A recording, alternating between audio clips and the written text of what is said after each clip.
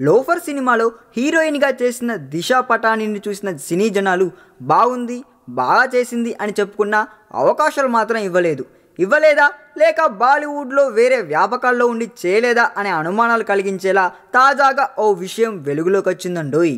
అది మరేంటో కాదు, టైగర్ ష్రాఫ్తో ఈ భామ నడుపుతున్న డేటింగ్ వ్యవహారం. ఈ విషయంలో ఇప్పటికే చాలామంది బాలీవుడ్ జంటలు దొరక్కపోయినా ఏమాత్రం మొహమాటం లేకుండా ఆ విషయాలను బహిరంగపరుస్తూనే ఉన్నారు. కానీ ఈ జంట మాత్రం కాస్త సీక్రెట్ను మెయింటైన్ చేస్తున్నారు. అయితే తాజాగా ఆ సీక్రెట్ మనవారి ఇంటెలిజెన్స్కు దొరికిపోయిందండోయ్.